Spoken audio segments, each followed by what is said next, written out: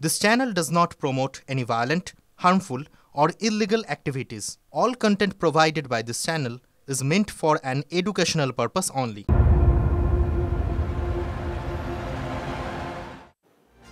CBI নজরে সন্দীপ ঘোষ ঘনিষ্ঠ চিকিৎসক নেতা অভিক দে কেন্দ্রীয় এজেন্সির তলবে সিজিওতে অভিক দে তিলোত্তমা কাণ্ডে নাম জড়ানোর পর অভিক এবং বিরূপাক্ষ দুজনের বিরুদ্ধেই তদন্ত কমিটি গঠন করেছে স্বাস্থ্য দপ্তর। অভিককে ইতিমধ্যেই সাসপেন্ড করেছে টিএমসিপি। ক্রাইম সিনে লাল জামা পরা ব্যক্তি অভিক, দাবি আইএমএ এবং জুনিয়র চিকিৎসকদের। যদিও পুলিশের দাবি লাল জামা পরা ব্যক্তি ফিঙ্গারপ্রিন্ট বিশেষজ্ঞ। त्योहार और प्यार लाती है रिश्तों में ढेर सारा मिठास। परंपरा वही, सोच नहीं। आदि मोहिनी मोहन कांजीलाल।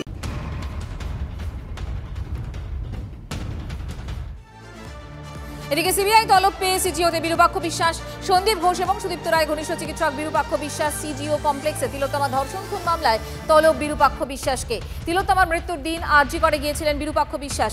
ক্রাইম সিনে বেগুনি জামা পরা ব্যক্তি বিরূপাক্ষ বিশ্বাস বলে দাবি করেন জুনিয়র চিকিৎসকরা। থ্রেট সিন্ডিকেটে জড়িত থাকার অভিযোগ বিরূপাক্ষর বিরুদ্ধে। কথার অমান্য করলে ইন্টার্নদের হুমকি দেওয়ার অভিযোগ ওঠে এই চিকিৎসক নেতার বিরুদ্ধে। তদন্ত সংস্থার রেডারে থাকা সুদীপ্ত রায়ের নার্সিংহোমে দেখভালের দায়িত্বেও ছিল এই বিরূপাক্ষ। সেই প্রভাবশালী চিকিৎসক নেতা এখন কেন্দ্রীয় এজেন্সির স্ক্যানারে।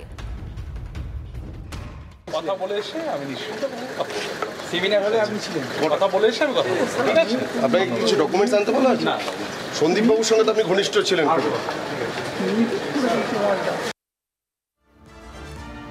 রাজনৈতিক প্রতিক্রিয়া পেয়েছি আমরা।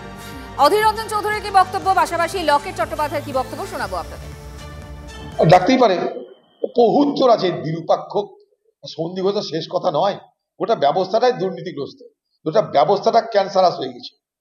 যেখানে গোটা ব্যবস্থা ক্যান্সারাস, সেখানে থেরাপিও আরো করা দরকার। সব রকম থেরাপি সেখানে অ্যাপ্লাই হওয়া দরকার। এই আরজি করে অনেক বড় ষড়যন্ত্র আছে, প্রচুর লোক ঢুকে আছে, কেঁচো খুঁড়তে কেউটে বেরিয়ে আসবে। এবং সিবিআই আশা করি যেভাবে দ্রুত গতিতে পদক্ষেপ করছে, মানে প্রমাণ লোপাট করার পরেও যেভাবে সিবিআই বিভিন্নভাবে বিভিন্ন রাস্তার মাধ্যমে দোষীদের ধরার চেষ্টা করছে, সেখানে হয়তো অনেক বড় বড় নাম বেরিয়ে আসবে।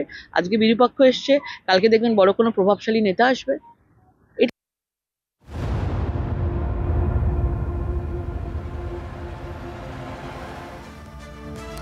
উত্তর থেকে দক্ষিণবঙ্গ ইতিমধ্যে নাম্বার জালিয়াতির বহু প্রমাণ সামনে এসেছে। এবার কল্যাণীর জেএনএম মেডিকেল কলেজেও জালিয়াতির অভিযোগ। রাগঢাকের বালাই নেই খুলনার রেজাল্ট শিটে পেন চালিয়ে নম্বরের হেরফের, তাও আবার প্রাক্তন অধ্যক্ষের বদান্যতায়। কল্যাণীর জেএনএম মেডিকেল কলেজ হাসপাতালের বিরুদ্ধে বিস্ফোরক অভিযোগ পড়ুয়া থেকে চিকিৎসকদের একাংশের। গত বছরের 27 এপ্রিল কল্যাণীর জেএনএম মেডিকেল কলেজের ইএনটি বিভাগের ফাইনাল পরীক্ষায় রেজাল্ট শিট TV9 বাংলার হাতে। সেখানে 2 পরীক্ষার্থীর নম্বরে জালিয়াতির অভিযোগ। প্রথম জন অনুপম মাহাতো, তিনি প্র্যাকটিক্যাল পরীক্ষায় পেয়েছিলেন 14। সেই নাম্বার পেন দিয়ে কেটে হয়ে যায় কত? 30। মৌখিকেও একই ছবি। অনুপম মাহাতো পেয়েছিলেন 19, পেন দিয়ে কেটে সেই নাম্বার হয়ে যায় 20।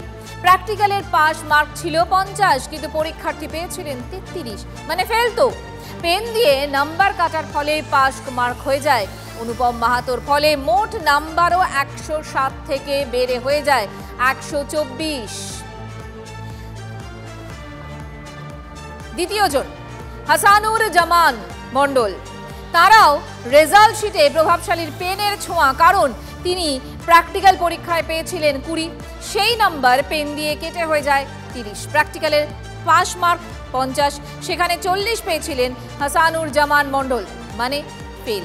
তবে পেনের খোঁচায় সেই নাম্বার বেড়ে হয়ে যায় 50, ফলে মোট নাম্বারও 150 থেকে বেড়ে হয়ে যায় 115।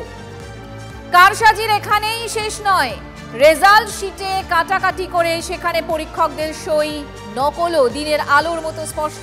কিন্তু প্রভাবশালী বলে কথা, তাই পেনের খোঁচায় যে নাম্বার বদলালো সেই নাম্বারই সরাসরি উঠে গিয়েছে স্বাস্থ্য বিশ্ববিদ্যালয়ের ওয়েবসাইটে। এখন প্রশ্ন হলো পেনের খোঁচায় মেধার মৃত্যু, এ কেমন শিক্ষাক্ষেত্র?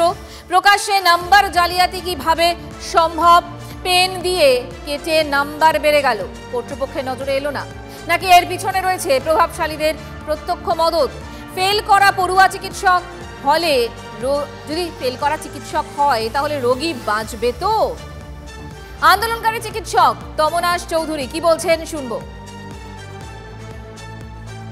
দুর্নীতি এই বিশ্ববিদ্যালয়ে রন্ধে রন্ধে ঢুকে গেছে এবং আমরা দেখছি এর কারণে অনেক মেধাবী ছাত্রের মেধার খুন হয়ে যাচ্ছে। আজকে শুধু আমরা তিলোত্তমার বিচারের যে আন্দোলন চলছে সেই আন্দোলনের সাথে এটাও একটা ঘটনা, এই মেধার মৃত্যু আমাদের রাজ্যে। এবং আমরা কাদের কাছে ভবিষ্যতে চিকিৎসা পাবো? যারা এই টুকলি করে কোনো পড়াশোনা না করে অন্যায়ভাবে কোনো একটি রাজনৈতিক দলের প্রশ্রয়ে ডাক্তার হবে, তাদের কাছ থেকে আগামী প্রজন্ম চিকিৎসা পাবে। আমরা কোন দিকে যাচ্ছি? এখানেই বিস্ফোরক অভিযোগ পড়ুয়াদের একাংশের। তাদের দাবি কল্যাণীর জেএনএম মেডিকেল কলেজের প্রাক্তন প্রিন্সিপাল অভিজিৎ মুখোপাধ্যায়ের তত্ত্বাবধানেই নাম্বার জালিয়াতির এই রমরমা কারবার চলছে। আন্দোলনকারী চিকিৎসকদের অভিযোগ, পাশ করিয়ে দেওয়া 2 পড়ুয়া ছাত্র সংগঠনের সদস্য ছিলেন। একই সঙ্গে তারা আলিম বিশ্বাস এবং শেখ মোহাম্মদ আকিলের ঘনিষ্ঠ ছিলেন বলে খবর। সূত্রের খবর, আলিম বিশ্বাস এবং শেখ মোহাম্মদ আকিল কলেজের টিএমসিপি নেতা। প্রাক্তন অধ্যক্ষের মদতে ডিন অফিসেই পাশ ফেল নিয়ন্ত্রণের অভিযোগ। চিকিৎসক পবিত্র গোস্বামী কি অভিযোগ করছেন শোনাবো। এই শাসকের সময় যেটা দাঁড় হয়ে গেছে বাংলায়, যে সামগ্রিকভাবে যারা পাস করছে, যারা ভালো রেজাল্ট করছে, এখন প্রত্যেকেরটা আগামী দিনে সন্দেহের চোখে দেখা হবে যে কোন সময় পাস করেছে। ছোটবেলায় যেমন শুনতাম 72 সালে যদি পাস করে থাকে তাহলে ইন্টারভিউ বোর্ডের থেকে তাকে বাদ দিয়ে দিত।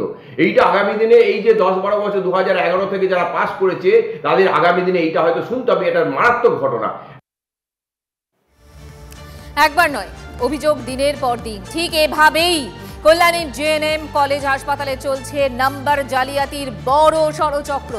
প্রশ্ন হলো, কিছুই কি জানতো না স্বাস্থ্য ভবন, নাকি জেনেও না জানাই ছিল কর্তব্য? আন্দোলনকারী চিকিৎসকদের চাপে প্রশাসনের রদবদল হয়েছে, কিন্তু দুর্নীতি অনিয়মের এই রোগ থেকে বেরিয়ে আসতে পারবে স্বাস্থ্য শিক্ষা? প্রশ্নটা থেকেই যাচ্ছে।